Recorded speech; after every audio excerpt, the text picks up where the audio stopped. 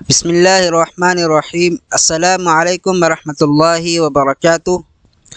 دوستو، آج کا جو سبق ہے وہ ہے بعد البعثتی، بعثت کے بعد۔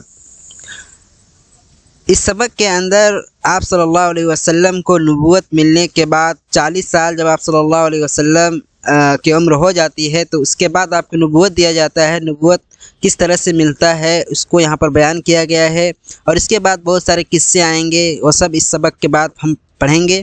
تو چلیے شروع کرتے ہیں۔ بعد البعثت، بعثت کے بعد۔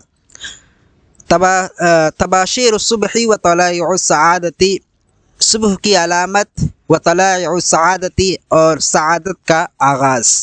طلع مطلب ہوتا ہے آغاز، طلع مطلب ہوتا ہے اصل میں نکلنا۔ جس طرح سے سورج طلوع ہوتا ہے تو دن کا آغاز ہو جاتا ہے، دن شروع ہوتا ہے، اسی طرح سے طلائع السعادتی، سعادت کا آغاز ہم کہہ سکتے ہیں۔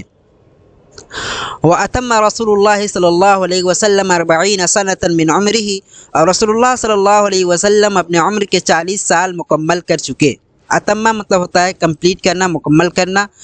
رسول اللہ صلی اللہ علیہ وسلم اپنے عمر کے 40 سال مکمل کر چکے۔ وظہرت تباشیر الصبح و طلائع السعادتی، وظہرت تباشیر الصبح، اور صبح کی علامت ظاہر ہوئی۔ تباشیر علامت، ظہرک مطلب ہوتا ہے ظاہر ہونا۔ وظہرت تباشیر الصبح، اور صبح کی علامت ظاہر ہوئی۔ وطلائع السعادتی، اور سعادت کی ابتدا ہوئی، یعنی سعادت نیک بختی کی ابتدا ہوئی۔ وآن اوان البعثتی، اور بعثت کا وقت قریب آ گیا۔ آنا مطلب قریب آنا۔ وآن اوان البعثت، اوان مطلب وقت۔ وآن اوان البعثتی، بعثت کا وقت قریب آ گیا۔ وتلک سنت اللہ، اور یہ اللہ تعالیٰ کا دستور رہا ہے۔ سنت مطلب دستور۔ وتلک سنت اللہ، اور یہ اللہ تعالیٰ کا دستور رہا ہے۔ اذا اشتد الظلام، کہ جب تاریکی چھا جاتی ہے، حد سے زیادہ ہو جاتی ہے۔ وطالت الشقوۃ، اور شقوۃ مطلب بے چینی، گمراہی، شقوۃ مطلب گمراہی، اور جب گمراہی جو ہے وہ بہت زیادہ بڑھ جاتی ہے تو کیا کرتے ہیں اللہ تعالیٰ، نبی کو بھیجتے ہیں اور اس کے ذریعے سے دین کو پھیلاتے ہیں، اور اس تاریکی کو، ظلام کو، تاریکی کو اور گمراہی کو دور کرتے ہیں۔ تو وتلک سنت اللہ، اور یہ اللہ تعالیٰ کا دستور رہا ہے۔ اذا اشتد الظلام، کہ جب تاریکی بڑھ جاتی ہے، وطالت الشقوۃ، اور گمراہی بھی بڑھ جاتی ہے، تو اللہ تعالیٰ رسولوں کو بھیجتے ہیں۔ وبلغ قلق رسول اللہ صلی اللہ علیہ وسلم مما كان يراه ذروته، وبلغ قلق رسول اللہ صلی اللہ علیہ وسلم ذروته اصل میں ہے، اور رسول اللہ صلی اللہ علیہ وسلم کی پریشانی، ٹھیک ہے، قلق مطلب بے چینی، پریشانی۔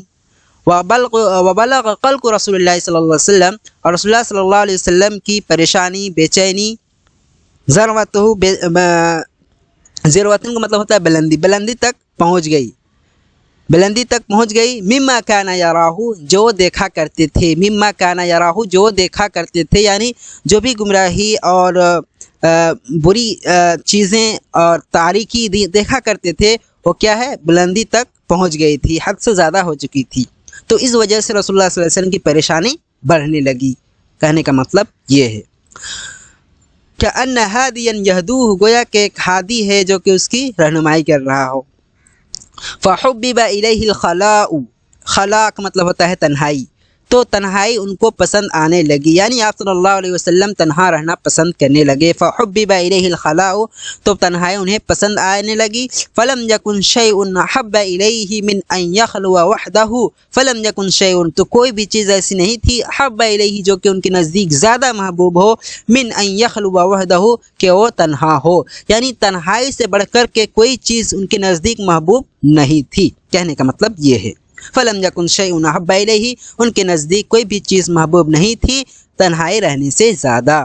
وکان یخرج من مکہ، اور وہ مکہ سے نکلتے تھے، ویبعد، اور دور ہو جاتے تھے، حتی تحسر عنہ البیوت، حسر یحسر کا مطلب ہوتا ہے چھپ جانا، یہاں تک ان سے گھر چھپ جاتے تھے، یعنی جو بھی گھر ہوتے تھے وہ مطلب آبادی سے بالکل دور ہو جاتے تھے، اتنا دور ہو جاتے تھے کہ آبادی انہیں نظر نہیں آتی تھی۔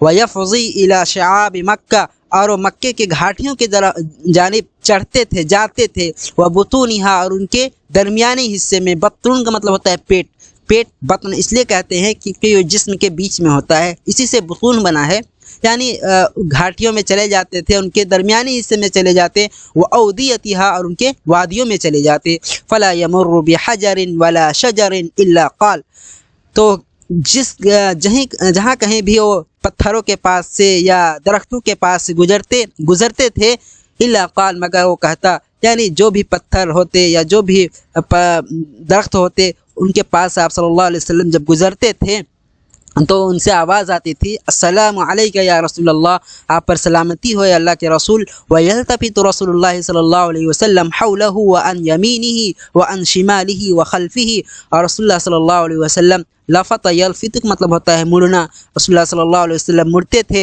حوله اپنے ارد گرد، وعن یمینه اور اپنے دائیں جانب، وعن شماله اپنے بائیں جانب، وعن خلفه اور اپنے پیچھے، فلا یرا الا الشجر والحجارۃ، تو صرف پتھروں کو دیکھتے تھے اور درختوں کو دیکھتے تھے، شجر کا مطلب درخت اور حجر کا مطلب پتھر، یعنی آپ صلی اللہ علیہ وسلم کو جب ایسی آواز سنائی دیتی تو آپ صلی اللہ علیہ وسلم مڑ کر دیکھتے، لیکن انہیں کوئی بھی انسان نہیں نظر آتا، بس آپ صلی اللہ علیہ وسلم کو پتھر اور درخت ہی نظر آتے تھے۔ وَكَانَ أَوَّلَ مَا بدیا بھی، اور یہ پہلا تھا، یعنی یہ پہلی علامت تھی، وکان اول، اور یہ پہلا تھا، ما بدیا بھی، جس سے کہ ان کو شروعات ہوئی، جس سے کہ ان کی شروعات ہوئی، یعنی نبوت کی شروعات ہوئی۔ الرؤیا الصادقۃ، کیا ہے؟ الرؤیا الصادقۃ فی النوم، اور پہلا چیز کیا ہے؟ الرؤیا الصادقۃ، سچی خواب، فی النوم، کیا؟ نیند میں، یعنی نیند کی حالت میں سچی خواب آتی تھی۔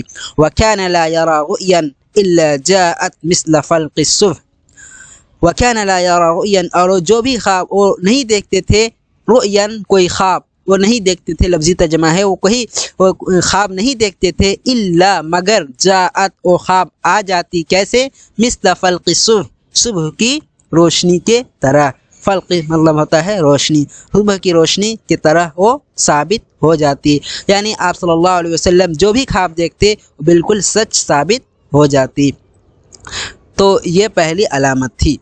آگے پڑھیں گے فی غار حرا، تب تک کے لیے اللہ حافظ۔